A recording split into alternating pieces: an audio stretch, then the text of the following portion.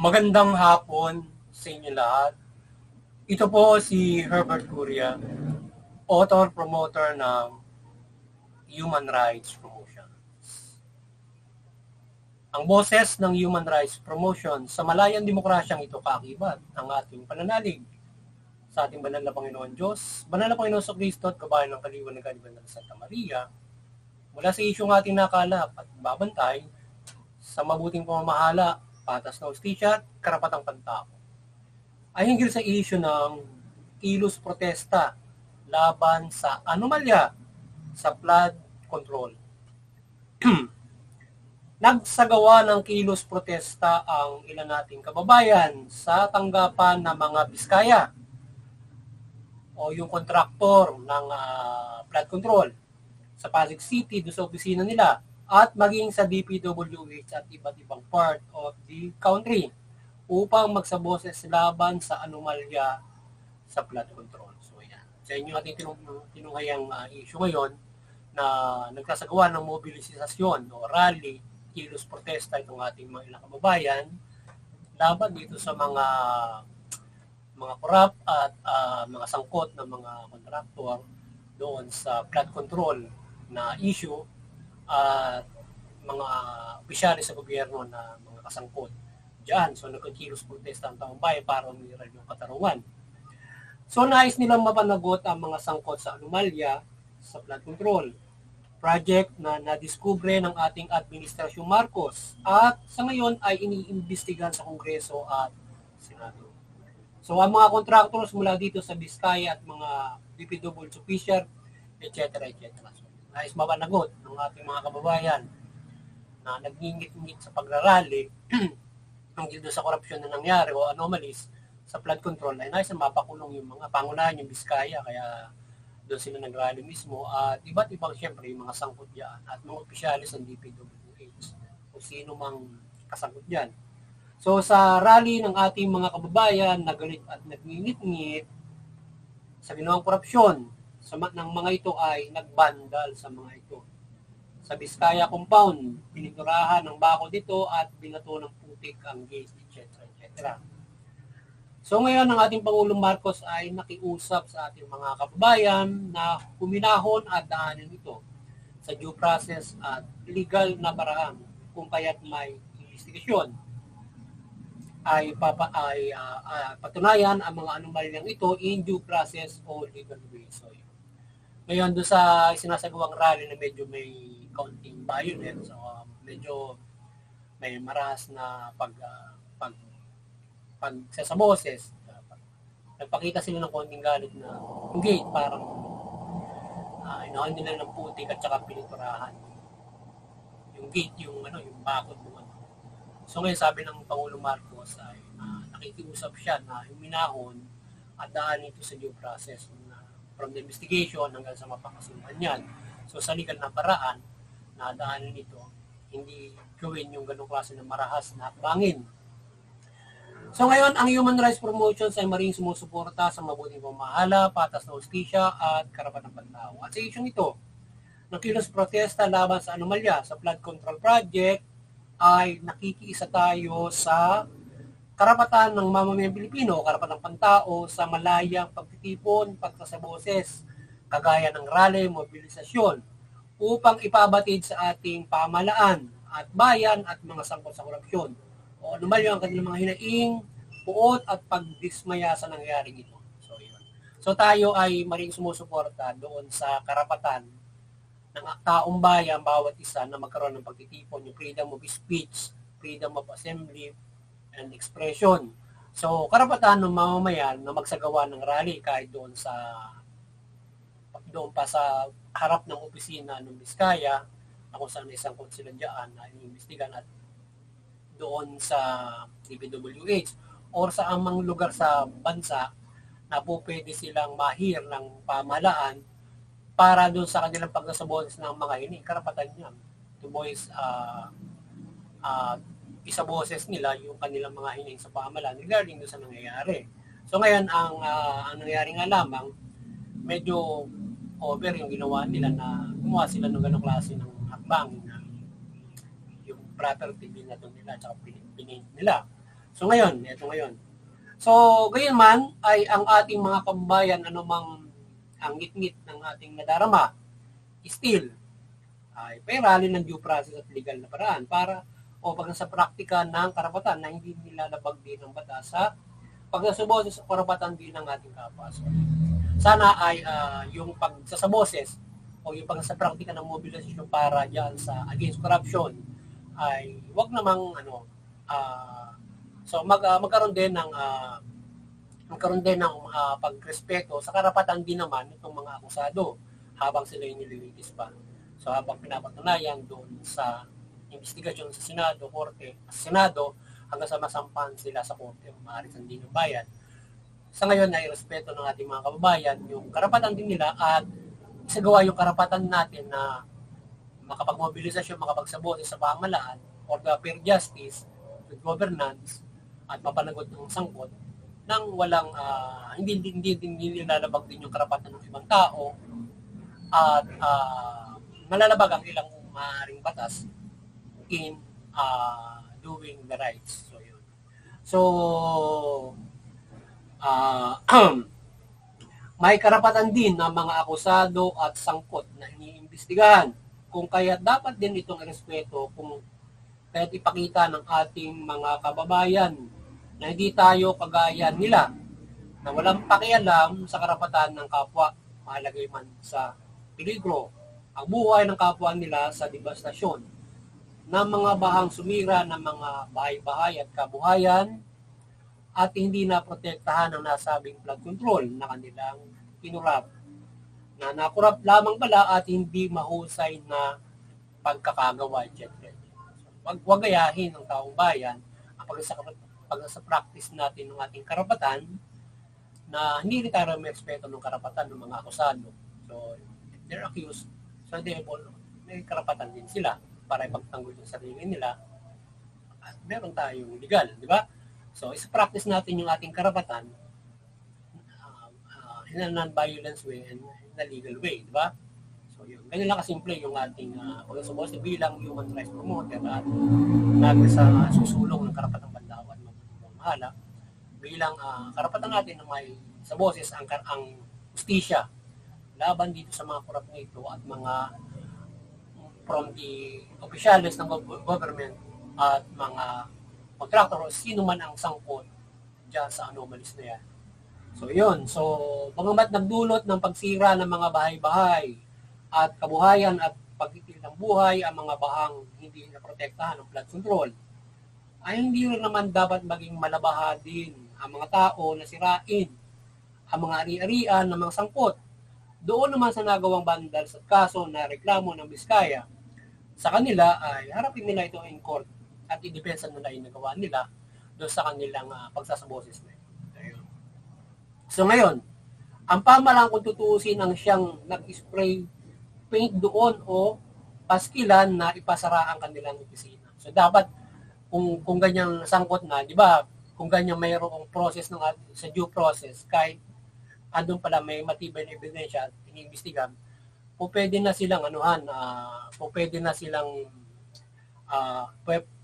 pwede silang sprayan o paskilan yung mga ganong klaseng halimbawa establishmento nila. Ipadlock nila yon, temporarily i-halt yung proseso nila, yung kanilang yung processing, yung kanilang operation habang gumugulong yung kaso kung doon sa opisina, di ba, yung usually na ginagawa ng ating usually dapat hindi yung mga tao ang gagawa, yung gobyerno. Pwede nila ipadlock yung paskilan nila, di ba, pinapaskilan ng ating gobyerno kapag temporary close to due to sangkot pag nanakaw ng ng kaban ng bayan, di ba?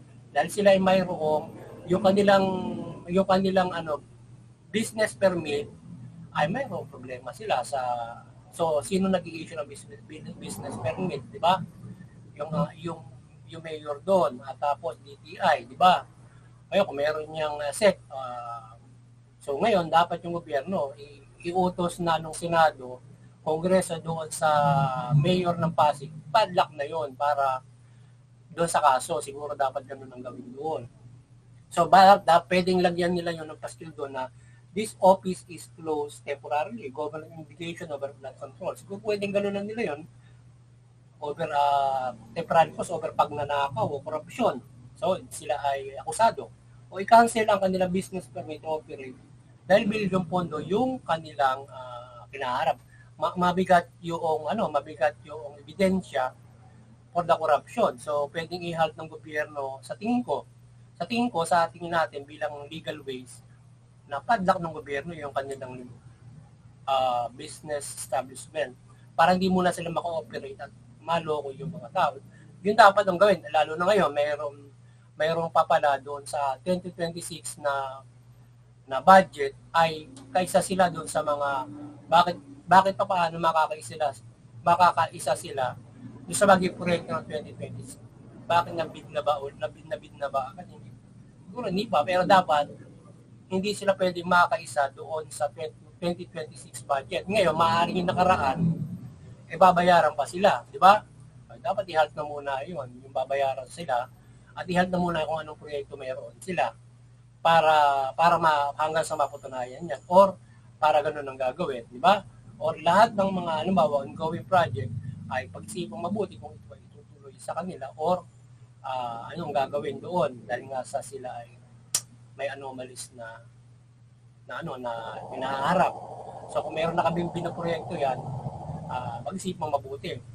But the thing is po, pwede nila siguro na i-close yung kanilang establishment to operate kasi nga may problema sa gobyerno. So ang mangyayari dyan, damay yung yung private contracts nila dahil nga sa mayroon silang panluloko sa gobyerno. So hindi lang yung Biskaya, yung iba't ibang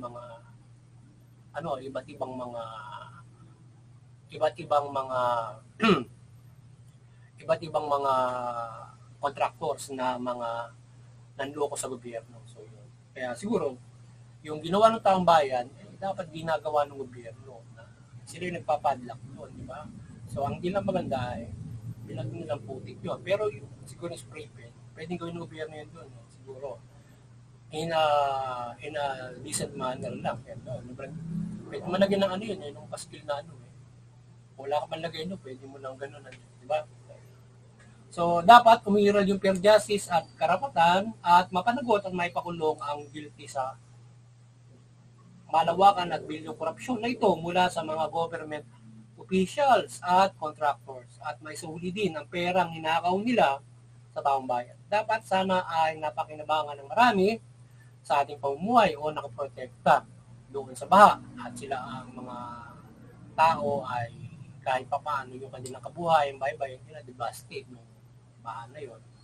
So, yan ay malaking, yan ay double na problema ng ating pamahalaan na hindi nila ganun yung baso, tutulungan nila yung mamamayan, tulong sa mamamayan at para sa kanilang kabuhayan, makabangon, matulungan sila sa kanilang devastation. Usually, ginagawa ng pamahalaan, but definitely nakatibig-tibig sana yung pamahalaan at nakasalba ng buhay from that kung nakontrol nila yung korupsyon na yan at napagawa yung mga flood control. Ngayon, kung maganda ang flood control, siguro kung bumahaman hanggang bukong-bukong lang ng paa mo, bali wala yun, hindi na masisiraan yung kabuhayan mo, bahay mo nun. Siguro na hanggang ganun lang. Yung maaaring idulot, anuman lakas ng pag-ulan, bagyo, di ba? At least kahit paano nakontrol, kung gabahay ngayon, hanggang tiyan, so maaaring sumira na ng mga kabuhayan yun at ng bahay, siyempre yung kanilang mga ari-arian doon ay pwedeng mabasa, masira, etc. Kung wala itaas yan, di ba? So yan. Kaya lalo na yung nadadala ng mga baha na yan. So, kaya dapat ay sana umiral yung fair justice at yan. So, yan, dapat umiral yung fair justice at mapanagot sila. So, yan ang dapat na sama-samang gawin ng taong bayan ay makisa.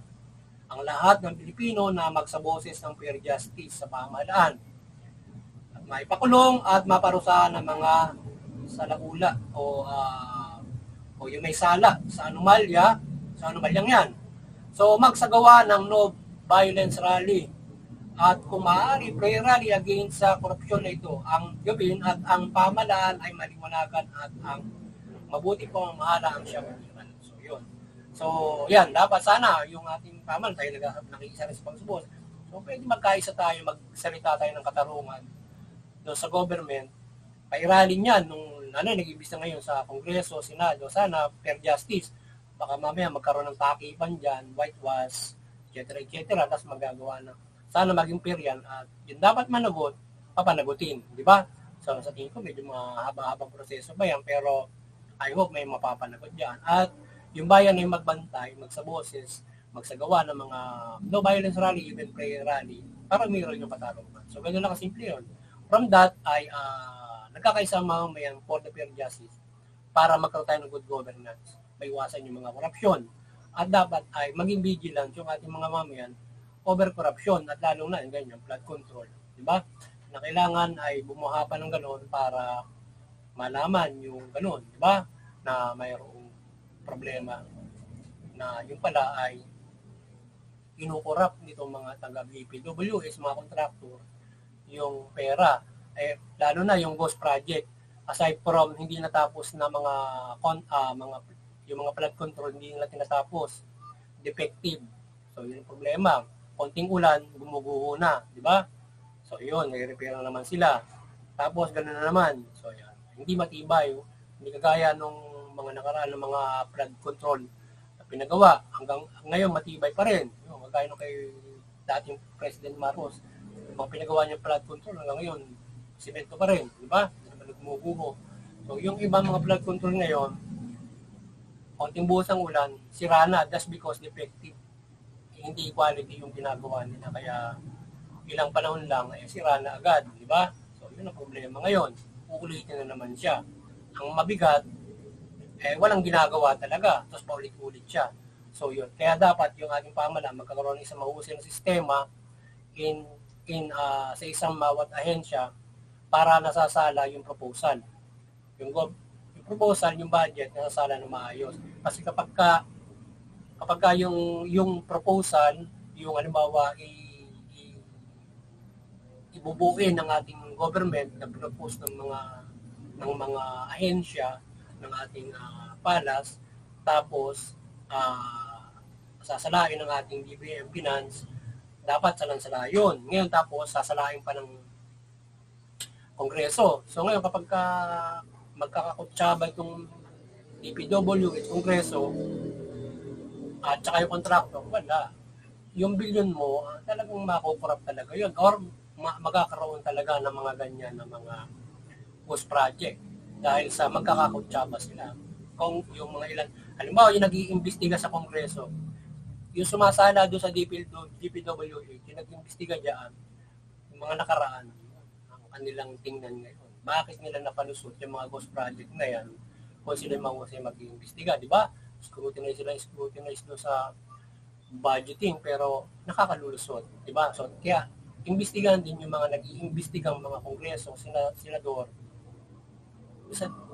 sumala ang DPWH yan. Mga ganyan mga proyekto na mayroong 50 million and above, di ba? Na malalaking proyekto. Dapat ganun. Bakit nakalulusot na gano'n? Malalaking proyekto yun. So, plunder na ang mga kaso kapag nakalusot yun. So, gano'n. At limiting mabuti yung mga proseso, yung mga sistema nila para hindi nakukurap. Para, kagaya, may project yung gagawin. Siguraduhin na dapat na may kumbaga man, para magagawa ka ng building, may blueprint. Ngayon, titingin mabuti yung blueprint kung talagang ito totoo. Kasi pwede na mag-gaya ng blueprint na kapalbalan lang, kunwari lang, di ba? Pwede nang gawin yun eh. So ngayon, hindi naman pwedeng pare-pares palagi yung blueprint noon. Siyempre kapag hindi naman pare-pares na sukat yung mga ilog, di ba? So ngayon, kapag tinignan nila, makikita nila kung talagang totoo yun. Dapat i-inspectionin mismo ng mga, halimbawa, i-inspect mismo yan ng Kongreso yung mga inihahain na yan, na mga flood control project na yan. Nagba ilang bilyon ngayon. So, ilan ba ang proyekto na yan? Halimbawa, 100. O, ngayon, salain nila mabuti yan kung yung gagawin na yan. Para, lalo yung 50 million, salain nila mabuti. Sigurado malalaki ang pondo dyan dahil sa flood control yan, yung lalim malalaking ilog. So ngayon dapat ay nasa laing mabuti kung meron talagang gagawin, di ba? At hanggang sa yung progreso dapat na aayos na audit or na babantayan na mabuti. Kung talaga may progress, yun, di ba? Tapos papasahan sila report, finished project, yung pala hindi pa tapos. Problema malaki. Kaya dapat maging maigting at magkaroon ng mahusay na sistema in budgeting, in proposing the budget mula doon sa ahensya para walang ipinopropose yan ng mga ghost project o mga kabalbalang mga proyekto. Di ba? Ano man ang ahensya. Di ba? So dapat yung kanilang binibigay na budget na ma-audit mo ng maayos, ma-check lalo sa Kongreso. Lalo yung malalaking mga pera na ilalabas nila. So, yun. Di ba? So, ngayon, ang ating pamahalaan ay irespeto ang freedom of assembly at speech na maaaring gawin ng ating mga kababayan sa mga darating na mga araw o panahon at iwasan ang pang-abuso at machination o pang-siseta. So, respeto ng ating pamahalaan, yung freedom of assembly. So, asahan na ng pamahalaan na magagawa ng mga kilos protesta ng taong bayan because it is a billion of fund na namamala at na dapat ay napapakinabangan. So, yung tao ay na nagkakaroon ng problema. So, kaya yung ating pamahalaan ay maging mahusay sa pagbabahiran ng pamahalaan at magbigay ng freedom justice. So, ngayon, sana gabayan ng ating banal na Panginoon Diyos pa ay ng ating pamahalaan, mamahalan ng mabuti ito. At ito ay hindi maging ganyan, maging corrupt, abuso, etc. So, kaya sana ay pagpalain ito ating bansa na mahusay na panahon, tayo ay hindi binabaha. Mahusay na gobyerno para tayo ay napapangalagaan niya yung mga tao. So ngayon, kasali sa pagkakagawa ng mundo, yung mga bagyo na yan. So tayo, hindi na tayo, yan ay pamumuhay na pagsubok na sa bansang ito, bagyo yun ang bansang ito. Almost 20 bagyo, taon-taon. So, manalangin na lang natin na hindi malakas, really good, di ba? Yung mga bahanggan yan, nalalagpasan naman natin, di ba? Mula tayo. Pero, kaya nga, yung panalangin na lang natin yan. At ating mga nagagawa ng gobyerno para tayo ay makamitigay tayo o tayo ay makaangkop, maharap natin yung mga kagaya ng flood control. Pero kung yung gobyerno, corrupt, komisado, may problema, di ba? Hindi niya talagaan yung mga tao. Ngayon, siyempre kahit yung mga tao, dumasal sa Panginoon Diyos. Ngayon, kung nakikita naman niya sa laulay nasa gobyerno, paano pang naganda, pag-let it be yan. Pag nag-let it be yan, siya, lumilitaw yung kabalbalan ng gobyerno. So ngayon ay muli maliwanagan ni Banal na Santa Maria ang bansa mula pamahalaan at mamayang Pilipino at talimain ng mabuting balita. Sa gayon, ang pamahalaan ay mamahala ng mabuting pamamahala. So ngayon yung ating Banal na Santa Maria ay magliwanag patuloy sa ating bansa mula pamahalaan ng mamayang Pilipino. Yung pamahalaan, mamahala ng mabuti, matuwid, tugunin yung karapatang pantao, patas ng justisya, iwasan yung korupsyon, pang-abuso, opresyon. Yung mamamayan naman, iwasan yung paglaban sa pamahalaan, paglabag sa batas. Yan. Irespeto yung sumuporta doon sa karapatang pagpapaira, karapatang pantao, patas ng justisya. Yan. Sa ngayon, makikinabang tayong lahat at mamumuhay tayo ng maunlad, mapayapa. Sa ating mamumuhay na ito, ayon sa karapatan. At higit sa lahat tayo ay makakapanampalataya na lubos sa ating banal na Panginoon Diyos mula sa Panginoon sa Kristo mula dito sa ating kagaya ng paniniwala ng Kristiyano o iba't iba man ang inyong paniniwala sa bansang ito. So muli, magandang hapon sa inyo lahat. Sana nakapagsabuhay sa naman ng human rights promotions, hinggil sa isyong ito ng karapatang pantao mula dito sa ating tinunghayan na kilos protesta ng ating mga kababayan o mga Pilipino laban doon sa corruption, anomalies, over flood control projects. Yan. Magandang hapon sa inyo lahat at sana tayo patuloy na pagpalayang protektahan sama-sama tayo mabuhay ng away sa mabuting balita at amasahin natin ang pagpapala ng Panginoon. Magandang hapon sa inyo lahat at God bless you.